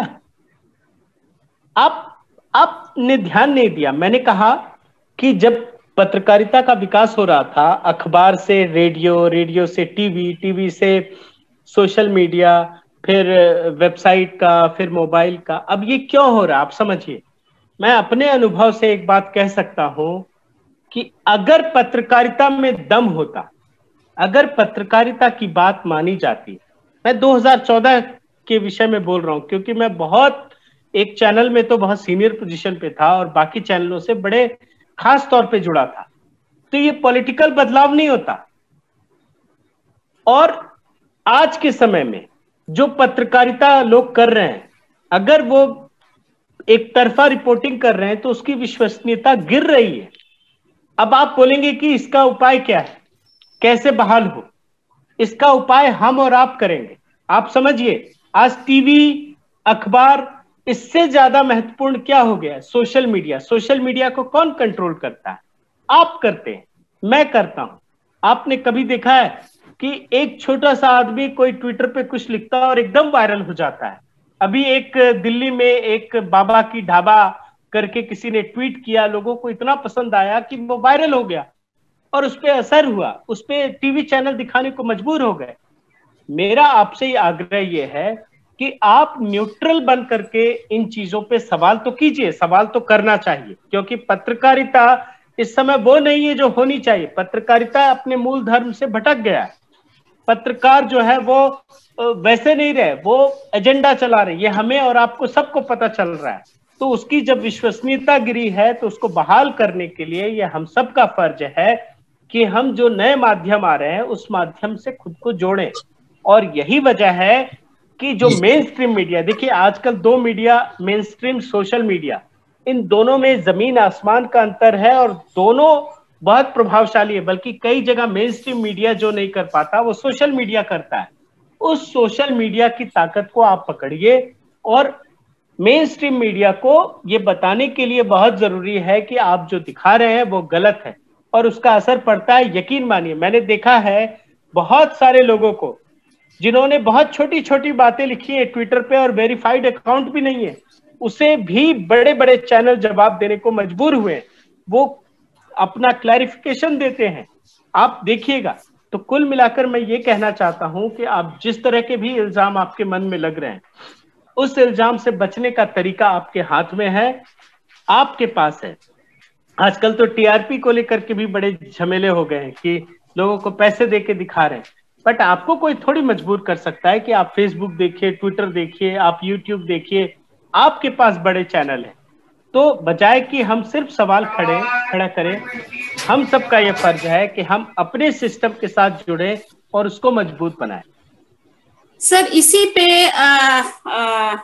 एक सवाल है, बस मैं ये आखिरी सवाल करूंगी क्योंकि पत्रकारिता का मामला है और पत्रकारिता सिर्फ कुछ 30% लोगों तक सीमित नहीं है, बल्कि ये पत्रकारिता कहीं ना कहीं हमारे उन आम आदमियों को भी झकझोरता है, उनके जीवन को भी प्रभावित करता है।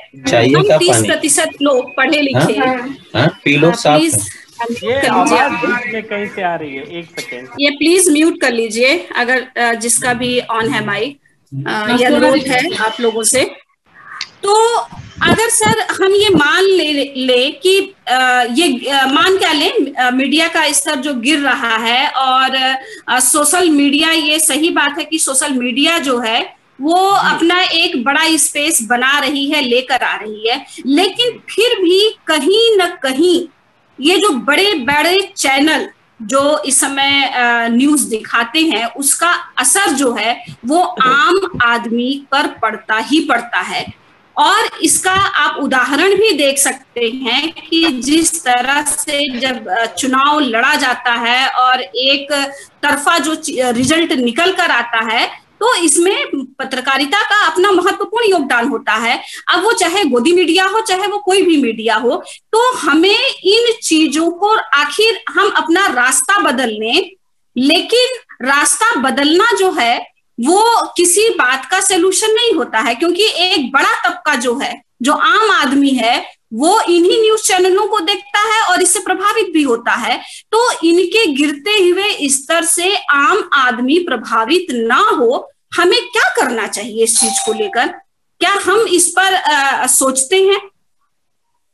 जो मेरी जिज्ञासा है या जो मेरी एक कहते हैं कि अंदर की जो उद्वेलना है, वो बार बार कहीं ना कहीं झकझोरती है कि हम 30% या 40% लोग जो पढ़े लिखे हैं इस चीज को समझ रहे हैं, सोच रहे हैं, लेकिन जो आम जनता है उस पर इसका निगेटिव असर पड़ता है। जैसे मसलन मैं सर एक उदाहरण देना चाहूंगी, अभी हाथरस में ही जो केस हुआ, जिस तरह से लड़की के साथ बलात्कार हुआ और उसके बाद मीडिया सोई थी, अचानक जाग जाती है।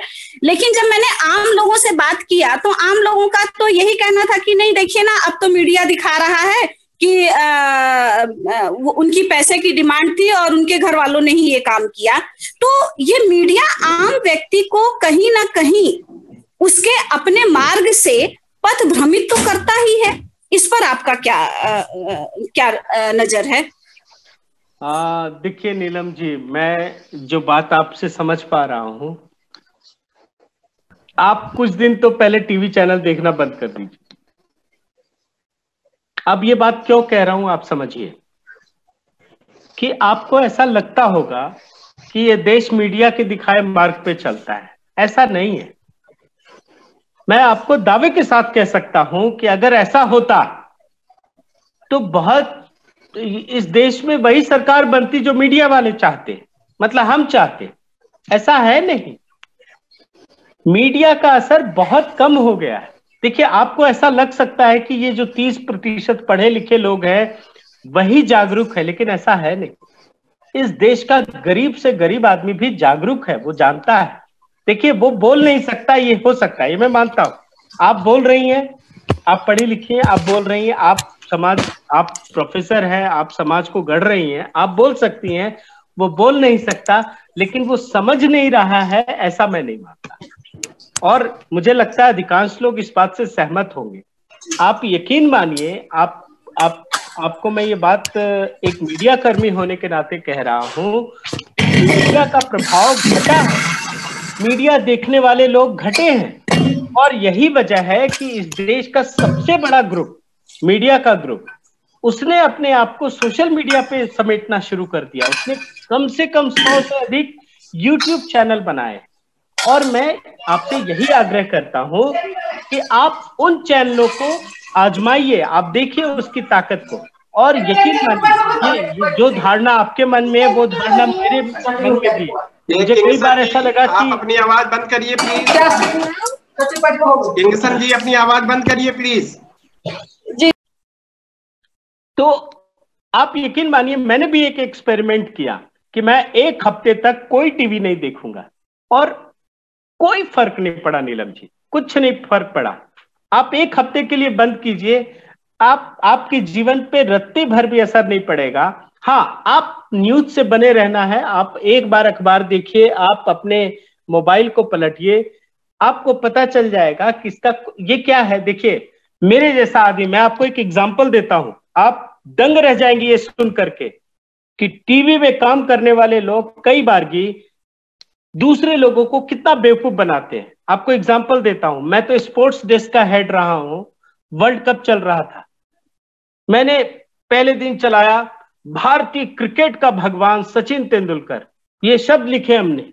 ये मतलब जिन लोगों ने उसको भगवान बनाया होगा उन लोगों में मैं भी शामिल हूं। हमने लिखा, भारतीय क्रिकेट के भगवान सचिन तेंदुलकर आज ये करेंगे। शाम होते होते उन्होंने बहुत खराब खेला।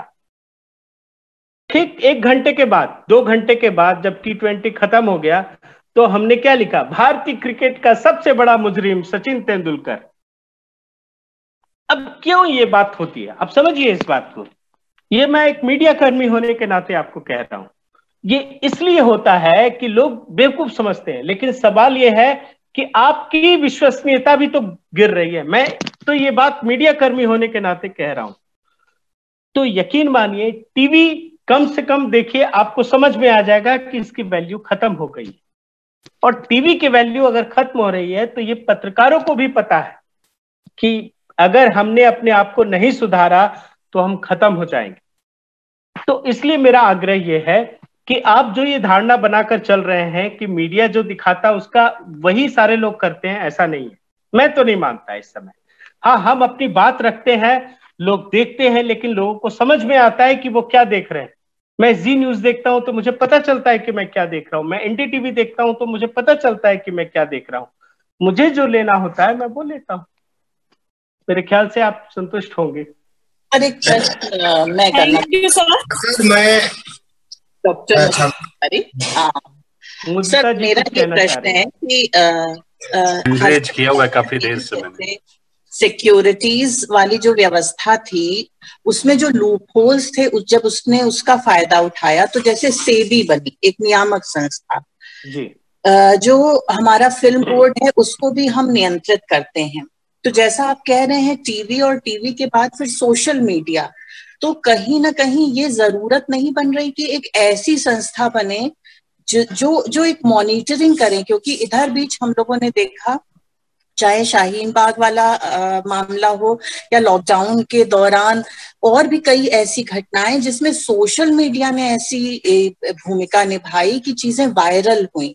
तो आपको क्या जो मीडिया पर्सन्स हैं उनके द्वारा जिनको ये महसूस होता है कि हम चीजों को गवर्न कर रहे हैं व्यवस्था में और टाइटल्स चेंज करके हम चीजों में बदलाव ले आ दे रहे हैं, लोगों की सोचने समझने की क्षमता को बदल रहे हैं, तो आपको ऐसा नहीं महसूस होता कि जो जागरूक हैं वो सरकार से ये बात करें कि कहीं ना कहीं नियामक संस्था बननी चाहिए? Thank you sir. Mudita ji, देखिए, क्या ये एक इतना बड़ा और व्यापक सवाल है ना, इसका जवाब बहुत सहज नहीं हो सकता। क्योंकि सबसे अच्छा समाज तो वो है जहां पे कम से कम नियंत्रण हो, सरकार का या कोई भी ऐसी संस्था का। मतलब अच्छा समाज ये होता है। आज के दिन में क्या स्थिति है? पत्रकारिता बेलगाम है, पत्रकार बेलगाम है। अच्छा, दूसरी बात क्या है कि पत्रकार कभी नहीं चाहते कि उनके ऊपर कोई संस्था हो। वो अपनी संस्था बनाते हैं तो 5 संपादकों की संस्था बन के रह जाती है। अच्छा, वो 5 संपादक क्या करते हैं? वो अपना एक, जैसे कहते हैं ना कि एक अपना ग्रुप बना लिया, बाकी सब जाए भाड़ में। अब वो मतलब वो भी शोषण का एक केंद्र बन जाता है।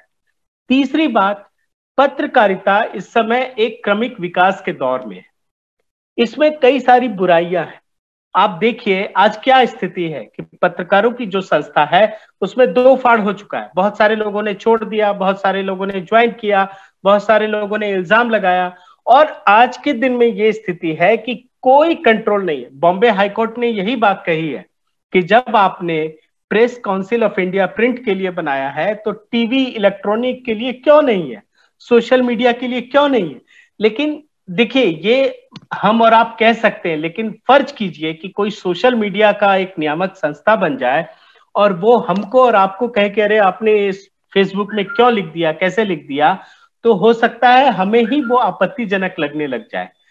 तो मेरा ख्याल है कि इस पे एक बड़ी बहस की जरूरत है, बहुत व्यापक चर्चा की जरूरत है, और निश्चित रूप से सरकार को ये पता है कि क्या गड़बड़ियां हो रही हैं। सरकार को भी डर लगता है मैडम।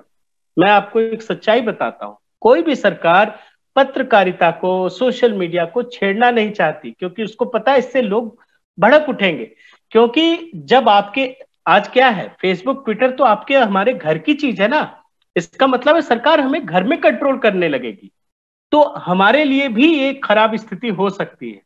तो मेरा ख्याल है कि इस पर एक व्यापक चर्चा विमर्श की जरूरत है और चल रही है। सबसे बड़ी बात यह है कि आप आज जितने भी चैनल अखबार देखेंगे ये विमर्श शुरू हो गया और एक ये लॉजिकल कंक्लूजन तक पहुंचेगा, ऐसा हम सबका विश्वास है। मैं बहुत ऑप्टिमिस्टिक हूँ, पॉजिटिव हूँ कि ये चीजें होंगी जैसा आप कह रही हैं, लेकिन कोई संस्था बन के उसको कंट्रोल करे शायद ये ठीक नहीं होगा। मेरा व्यक्तिगत विचार है।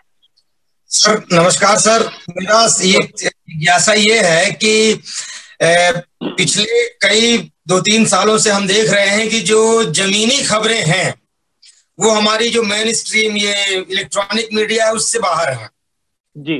चटकीली भड़कीली और जो रातों रात स्टार बना दे हमको जी, ऐसी वाली खबरों को हम देख रहे हैं। आपने बिल्कुल सही कहा, मैंने पिछले 2 महीने से टीवी देखना छोड़ दिया है। इतना ज्यादा उब गया था कि पिछले 2 महीने से मैंने टीवी देखा ही नहीं है, और मैं बड़े सुकून में हूँ, अखबार पढ़ लेता हूँ, पत्रिकाएं पढ़ लेता हूँ। लेकिन मुझे ऐसा लग रहा है सर कि ये हमारे इलेक्ट्रॉनिक पत्रकारिता के ह्रास का दौर है, और ये उसके मतलब घटने का दौर है। तो क्या ऐसे में जो सिलेक्टिविज्म शुरू हो गया है सभी मतलब चैनलों में, तो क्या इस पत्रकारिता का कोई भविष्य रह जाएगा, या फिर ये सिलेक्टिव, क्योंकि एक खबर एक चैनल के लिए खबर है, दूसरे के लिए खबर ही नहीं है। चैनल के लिए वो बड़ी खबर है, लेकिन दूसरे चैनल को नदारद है। तो क्या वैचारिक ऊहापोह में इतना बंध गया हमारा पत्रकार की वो पत्रकारिता के विनाश की ओर ले जा रहा है, या इसके बाद कुछ एक पत्रकार के तौर पर आपकी राय मैं इसमें जानना चाहूंगा। सर उससे ही मिलता जुलता एक प्रश्न है सर मेरा भी। मैं कर्नाटक से हूँ सर जी। सर जी ने जो बताए, जो आज तक चैनल है, जो भी हिंदी के जो बड़े बड़े चैनल्स है या पत्रिकाएं हैं, जैसे ये अब फिलहाल में मैं उदाहरण देना चाहता हूँ सर। मैं कर्नाटक के एक उत्तरी भाग में रहता हूँ। यहाँ पर इतनी बाढ़ है सर, अभी कम से कम 100 लोग यहाँ पर बहकर चले गए। ये भी कोई राष्ट्रीय पत्रिका या टीवी चैनल वाले इस न्यूज को बताने की कोशिश नहीं करते हैं सर। और जहाँ पर जैसे देखो बॉम्बे का न्यूज है या दिल्ली का न्यूज है, छोटी छोटी घटना को इतने बढ़ा चढ़ाकर बताते हैं, लेकिन यहाँ पर जो जमीनी समस्याएं है, ये जो समस्या और इतनी बड़ी बड़ी खबरें है, इसे कहीं पीछे छोड़ दे रहे हैं सर। इसके बारे में आपका क्या? जी देखिए, आप लोगों का एक बहुत ही व्यवहारिक सवाल है। अब इसका जवाब मैं आपको देता हूं, इसका एक उदाहरण देता हूं। आप मतलब जैसे कहते हैं ना कि आप एकदम हैरान हो जाएंगे कि क्या सोच होती है। मैंने आपको जब बताया कि पत्रकारिता का विकास हुआ अखबार रेडियो के बाद टीवी में, तो दोनों में जमीन आसमान का अंतर था। शुरू के पत्रकार एक प्रकार से झोला छाप माने जाते थे, मैं ऐसा नहीं मानता। टीवी पत्रकार बहुत रईस हो गए, ये आपने महसूस भी किया होगा। अब मैं आपको एक उदाहरण देता हूं जी कि क्यों ये बात कह रहा हूं। मैं लगभग 18 साल पुरानी बात बता रहा हूं। जब मैं स्टार न्यूज में था, तो हमसे ये कहा जाता था मैनेजमेंट की तरफ से कि आप क्या चाहते हैं, आपके चैनल पे चनाचूर बिके या आपके चैनल में कोई महंगी गाड़ी बिके। अब आपको एक कैलकुलेशन देता हूं। मेरा चैनल 1 लाख लोग देखता है और सबकी परचेजिंग कैपेसिटी 5 रुपये है। 1 लाख लोग देखता है और परचेजिंग कैपेसिटी 5 रुपये, और मेरे ही चैनल को 5 लोग देखते हैं सिर्फ, और उनकी परचेजिंग कैपेसिटी 25 लाख रुपये है हर किसी की। तो कौन ज्यादा पावरफुल है, आप खुद सोचिए। 1 लाख गुना 5 5 लाख, या 25 गुना 5 1.25 करोड़ रुपए, कौन ज्यादा पावरफुल है? आप कैलकुलेशन समझिए कि हमें ये चैनल वाले तय करते हैं कि उनको चनाचूर बेचना है या उनको महंगी गाड़ी बेचनी है, उनको 5 लाख रुपए वाले को पकड़ना है या उनको 1.25 करोड़ रुपए वाले को पकड़ना है। एक बड़ा चैनल था, मैं आपको हैरान हो जाएंगे आप एग्जाम्पल सुन करके।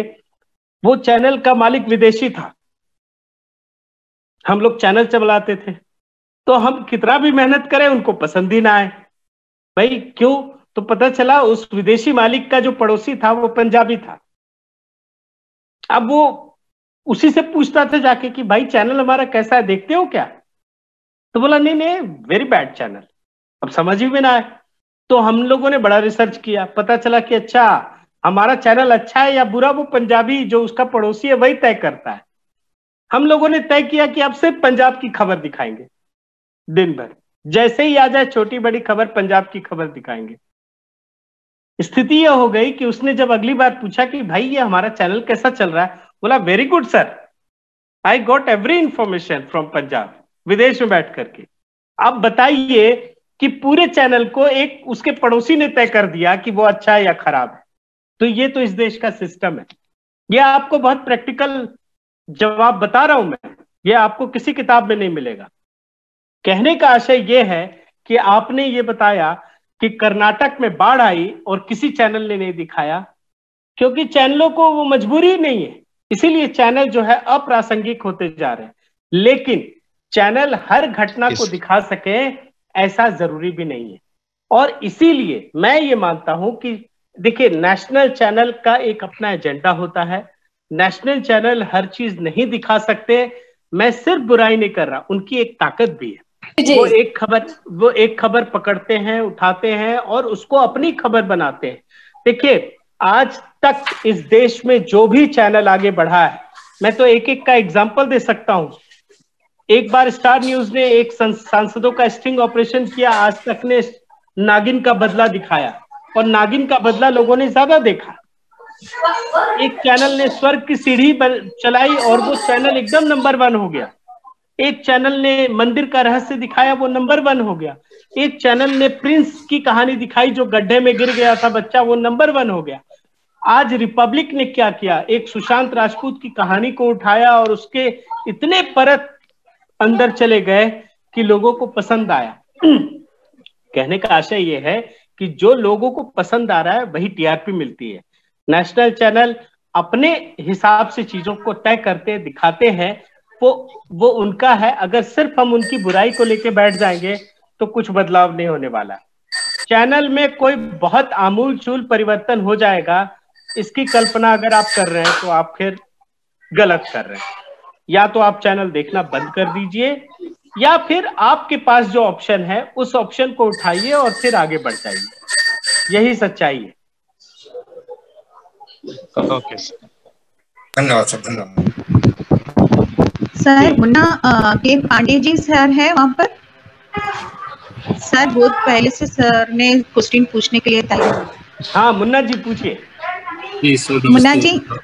जी मैं एक्चुअली सर के उत्तरार्ध से जो के तरफ नहीं, जो शुरू में जो बात कर रहे थे हिंदी की मजबूती को लेकर और जिस तरीके से पत्रकारिता में एक तरीके से मूल्यों का शरण हुआ, उस पर बात कर रहे हैं। मुझे बाबूराव विष्णुराव पराड़कर की 30 के दशक में एक बात याद आ गई जब उन्होंने कहा था कि आगे चल के पत्रकारिता व्रत नहीं वृत्ति बन जाएगी। और दूसरा, जब हिंदी की मजबूती की बात आप कर रहे थे तो मुझे वो चीज ध्यान में आई कि आपने उदाहरण दिया कि राजदीप और दूसरे जैसे रिपब्लिक टीवी वाले अर्णव गोस्वामी की अंग्रेजी से हिंदी में आने को मजबूर हुए। लेकिन सर वहीं पे कुछ ऐसे दोस्त हैं मेरे जो इंटर्न अगर कर रहे होते हैं तो उनसे जब मैं बात करता हूं तो मुझे बात समझ में आती है कि जो दोनों ही माध्यमों में हिंदी की मजबूती की तरफ एक हम बात कर रहे हैं, दर्शक वर्ग भी बहुत ज्यादा है, लेकिन पत्रकारों के मिलने वाले वेतन में इतना गैप क्यों है इतना, या वो बात गलत बताते हैं हमें? नहीं मतलब कितना गैप है, वो बात एक साथ नहीं हो सकती। एक तरफ ताकत की बात करें और एक तरफ दूसरी बात ये करें कि हमारे इंटर्न्स में भी, इंटर्न की बात कर रहा हूँ, सिर्फ पत्रकारों के और सिलेक्टिव कुछ पत्रकारों की बात नहीं कर रहा हूँ, इंटर्न को भी जो रिक्रूट किया जाता है उसकी बात कर रहा हूँ। नहीं, इंटर्न का मतलब आप क्या समझते हैं, मतलब क्या आप ले रहे हैं? शुरुआती इंटर्न जो एंट्री लेवल पे है, क्योंकि मैं ऑलरेडी ललन टॉप के साथ मेरा खुद का भी एसोसिएशन है, इसलिए मैं कह रहा हूँ अच्छा कि अंग्रेजी का जो एक पत्रकार निकल के जा रहा है, जो काम कर रहा है, उसके पैकेज में और हिंदी वाले बच्चे के पैकेज में इतना फर्क कैसे हो जाता है? अगर हिंदी इतनी मजबूत पत्रकारिता की भाषा बन गई है तो, और लोग आने को मजबूर हैं इधर। नहीं देखिए, मैं मुन्ना जी मुझे ऐसा लगता है कि वो तो देखिए कहीं भी हो सकता है, लेकिन इस समय हिंदी के पत्रकार की कम सैलरी हो, कम वेतन हो, ऐसा मुझे नहीं लगता। और ये बात बड़ी शिद्दत से मैं कह सकता हूं क्योंकि हमारे साथ भी बहुत सारे पत्रकार और बहुत सारे लोग जुड़े हैं।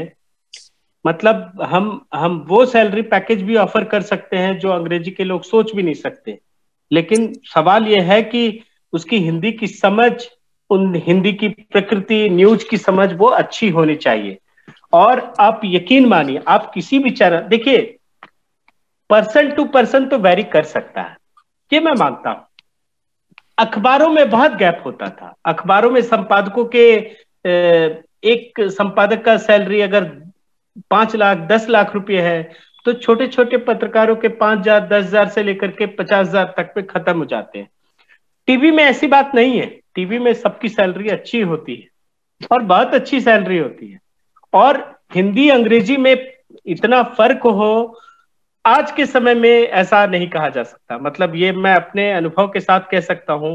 मैं IBN 7 में था तो अंग्रेजी चैनल भी था, हिंदी चैनल भी था, दोनों में कोई फर्क नहीं था। इंडिया टुडे की आप बात कर रहे हैं, ललन टॉप से आप जुड़े हैं, तो आज तक के लोगों की सैलरी कम हो और इंडिया टुडे की ज्यादा हो, आप कतई मत मान सकते हैं, नहीं मानिएगा, क्योंकि आज तक की निश्चित रूप से बहुत ज्यादा होगी। आज तक हिंदी के लोग तो डोमिनेट कर रहे हैं। आप देखिए ना, हिंदी में न्यूज पढ़ते हैं किशोर राजवानी, वो अंग्रेजी न्यूज, अंग्रेजी वाले चैनल को डोमिनेट करते हैं। हिंदी के हेड है सुप्रिय प्रसाद, वो अंग्रेजी के भी हेड बना दिए गए हैं। ऐसे लोकल प्रिंट की बात कर रहा हूं मैं। लोकल प्रिंट का मामला थोड़ा अलग है, मतलब कि जो वही मेन स्ट्रीम पत्रकारिता है, जैसे प्रभात खबर के गोपालगंज जहां से मैं हूं, वहां के पत्रकारों के और पटना के पत्रकारों का बहुत फर्क है। हाँ, वो हो सकता है जी। तो देखिए, अब वो तो हो सकता है, उसमें मतलब कुछ कहने लायक नहीं है। मतलब मैं क्या आपको बोल दूंगा और क्या हो जाएगा। देखिए, हर किसी की अपनी प्रकृति होती है, और जो जहां काम करता है वहां के खर्चे कम होते हैं, वहां का नेचर अलग होता है। वो 10 काम कर सकते हैं। मैं अगर दिल्ली में बैठा हूं, मैं कुछ नहीं कर सकता हूं। मेरा 24 घंटा सिर्फ और सिर्फ दफ्तर के नाम जाता है। जो पटना में बैठे, लखनऊ में बैठे, उनका थोड़ा कम जाता होगा। और जो आप बता रहे हैं कि जिस शहर में आप बात कर रहे हैं, वहां वो 2-3 घंटा भी दे दे तो काफी है, बाकी तो 17 घंटे 18 घंटे आपका है। तो ये फर्क हो सकता है। मतलब इसमें अगर आप ये कहें कि मेरा जी जो हमारा रिपोर्टर वॉशिंगटन में है और मेरी सैलरी में बहुत फर्क है, तो ये तो फिर बेकार की बात है। फिर आप भी कोशिश कीजिए, आप वॉशिंगटन पहुंच जाइए, कौन रोका है। तो मेरे ख्याल से ग्राउंड लेवल पे ज्यादा है वैसे भी, लेकिन फिर हाँ, दिक्कत तो है ही, निश्चित रूप से दिक्कत है। और ये सिर्फ पत्रकारिता की नहीं है। आप लॉयर्स की बात कीजिए ना। अच्छा, आप लोग मेरे ख्याल से सब सरकारी कॉलेजेस या यूनिवर्सिटी में होंगे। प्राइवेट कॉलेज और यूनिवर्सिटीज की आप हालत देखिए ना। मेरे तो कई वाइस चांसलर हैं। मैंने अभी लॉर्ड ऑफ रिकॉर्ड्स पुस्तक पे IGNCA ने एक प्रोग्राम किया, 19 वाइस चांसलर्स थे। और मतलब उनको देख करके मुझे कम से कम सैकड़ों प्रोफेसर ने फोन किया या मैसेज किया कि सर अपनी बात करके कहीं कुछ काम दिला दिए। प्राइवेट यूनिवर्सिटीज की हालत इतनी खराब है, आप सोच नहीं सकते। सारे लॉयर्स की स्थिति खराब है। आप किसी भी फील्ड को उठा लीजिए, तो ये प्रॉब्लम तो है। ये तो समय का प्रॉब्लम है, समय का चक्र है। अगर हम रोते रहेंगे तो कुछ नहीं मिलेगा। आप उसमें भी क्रिएटिव हो जाएंगे तो आपके लिए रास्ते अनंत है। जी, मेरा एक सवाल है लावण्या। मुझे लगता है, प्लीज लावण्या जी, मुझे लगता है कि समय लगभग अपने समापन की ओर जा रहा है। अगर आपका कोई शॉर्ट में प्रश्न हो तो पूछ लीजिए जी, पूछ लीजिए। एक ही सवाल है, वो भी सिंपल सवाल है सर मेरा। तभी हम के बारे में बात कर रहे हैं, तो मैं ये सारी पत्रकारिता यानी भारतीय पत्रकारिता के ऊपर ये पैंडेमिक का क्या असर है, कोविड-19 का क्या असर है पत्रकारों पे असर, या मतलब पैंडेमिक कोविड-19 अभी हम जो स्थिति में घट रहे हैं पैंडेमिक पीरियड में, पत्रकारिता का असर है सर, पत्रकारिता का। मैं आपके सवाल समझा नहीं, दोबारा से बोलिए लावण्या जी। पत्रकारिता के ऊपर, भारतीय पत्रकारिता के ऊपर ये पैंडेमिक कोविड-19 का असर क्या है सर? बहुत असर है। जी न्यूज में 80 लोगों को हो गया, आज तक में भी दर्जनों लोग बीमार पड़े हैं। सारे चैनलों में यही हाल है। मतलब लेकिन क्या है कि आपको दाद देनी पड़ेगी कि ये पत्रकार तब भी काम कर रहे हैं। मैं तो बहुत सारे पत्रकारों को देख रहा हूँ कि उनको इस बात का शौक था कि अभी हाथरस में एक एंकर है, हमारे मित्र भी हैं, उनको टेस्ट हुआ, वो कोविड पॉजिटिव निकल गई, तो उसे बड़ा अफसोस था कि क्यों कराया, मुझे तो बिहार जाकर वो करना था, पता चला मुझे। तो पत्रकार भी कोरोना वॉरियर हैं, और मेरे ख्याल से आपको इस बात को मतलब अभिवादन करना चाहिए, उनका शुक्रिया करना चाहिए कि वो फील्ड में जाकर काम कर रहे हैं इतनी मजबूरियों के बावजूद। पत्रकारिता इतना आसान नहीं है। मतलब देखकर लगता है कई बार की, मतलब लोगों की, अब देखिए ना कि मैं आपके साथ बात करके अपनी ही तो बुराई कर रहा हूं, और हर कोई बुराई कर रहा है। मतलब कोई भी हो, अर्नब गोस्वामी अगर कर रहा है तो उसके ऊपर 200 केस हैं, राजदीप कर रहे हैं तो राजदीप को कितनी मुसीबतों का सामना करना पड़ता है। आप हर इंसान को देखिए वो काम कर रहे हैं, लेकिन वो मुसीबत, अंजना ओम कश्यप, श्वेता सिंह, बाकी चैनलों के आप देखिए कितनी मेहनत करते हैं। आपको ये पता नहीं होगा कि 2-2 साल हो गए उन लोगों को एक ऑफ लिए हुए, एक छुट्टी नहीं ली है उन लोगों ने। सुबह 9 बजे दफ्तर आते हैं, रात के 12-12 बजे घर जाते हैं। पत्रकार बहुत मेहनत करते हैं। जो आपको अच्छे पत्रकार दिखते हैं, हो सकता है आपको लगेगा कि अरे वाह क्या चमचमाता माने स्क्रीन है और बढ़िया लग रहा है, बट उनकी मेहनत को देखेंगे तो आपको आश्चर्य होगा। वो लगातार 12-12, 15-15, 24-24 घंटे काम करते हैं तो वो रियल में वो भी एक कोरोना वॉरियर है। ऐसे उनको जरूर मिले, उनको बधाई दें इस बात के लिए सबको। और धन्यवाद सर, बहुत धन्यवाद सर। आप सर का धन्यवाद ज्ञापित करिए। सर शानदार सर उद्बोधन रहा। साहित्यिक पत्रकारिता भी रही कुछ ना कुछ, उसमें भी गिरावट है, उसके भी कुछ कारण होंगे। तो मुझे लगता है फातिमा जी सर के शानदार संबोधन के लिए धन्यवाद ज्ञापित करें और इस सत्र को समापन करें। जी सर। सर आपने अपना बहुमूल्य समय निकालकर आज हमारे बीच आए हैं, इसके लिए बहुत बहुत धन्यवाद सर। केंद्रीय पत्रकारिता पर आपका जो व्याख्यान बहुत ही लाभदायक रहा। पत्रिका से जुड़े कई मुद्दों का खुलासा आपने बहुत ही सरल ढंग से समझाया सर, और हमारे छात्रों के प्रश्न का भी बहुत सरल एवं सहज रूप से दिया। मैं इसके लिए जवाहरलाल नेहरू यूनिवर्सिटी के HRD का और हमारे साथियों बहुत आभारी हूँ, जिन्होंने हमें इसका मौका दिया और आपका वाकया सुनने का हमें बहुत ही लाभदायक रहा है सर। Thank you sir. बहुत बहुत धन्यवाद, आपने हमें जुड़ने का मौका दिया। बहुत बहुत धन्यवाद।